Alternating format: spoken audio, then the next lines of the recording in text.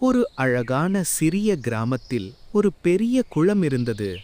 ஒரு காலத்தில் அந்த குளம் நிறைந்த தண்ணீரால் நிரம்பியிருந்தது. அந்த கிராம மக்கள் விவசாயம் செய்ய அந்த குளத்தை தான் பயன்படுத்தி செழித்து வாழ்ந்து வந்தார்கள். ஆனால் பல வருடங்களாக மழை இல்லாமல் அந்த குளம் முழுவதுமாக வறண்டு போயிருந்தது.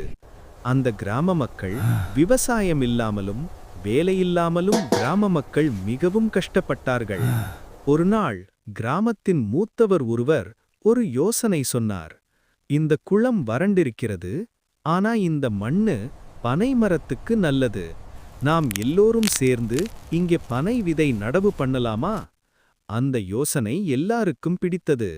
அடுத்த நாளே கிராம மக்கள் அந்த குளத்துக்கரையில நூற்றுக்கணக்கான பனை விதைகள் நடவு செய்தார்கள்.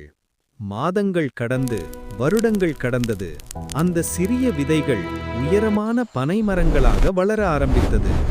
ஒரு காலத்தில் வறண்டிருந்த அந்த குளம் திடீரென பெய்த மழையால் அந்த குளம் நிரம்பியது. குளத்துக்கரையை சுற்றியுள்ள பனை மரங்கள் இப்போது பச்சை பசேலென மாறியது. பனை மரங்கள் கிராமத்தின் வாழ்க்கையை மாற்ற ஆரம்பித்தது.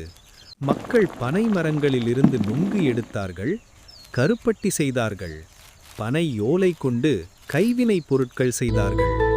அந்த பொருட்களைக் கொண்டு நகரங்களுக்கு வணிகம் செய்ய ஆரம்பித்தார்கள். கிராமத்தில் மீண்டும் மக்கள் விவசாயம் செய்ய ஆரம்பித்தார்கள்.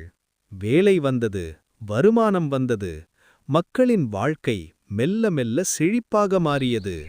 ஒரு காலத்தில் வறண்டிருந்த அந்த குளம் இப்போது அந்த கிராமத்தின் பெருமையாக மாறியது. ஒரு சிறிய பனை விதை ஒரு கிராமத்தின் வாழ்க்கையை மாற்றியது. சிறிய விதைதான், ஆனால் அதில் ஒரு பெரிய எதிர்காலம் மறைந்திருக்கிறது.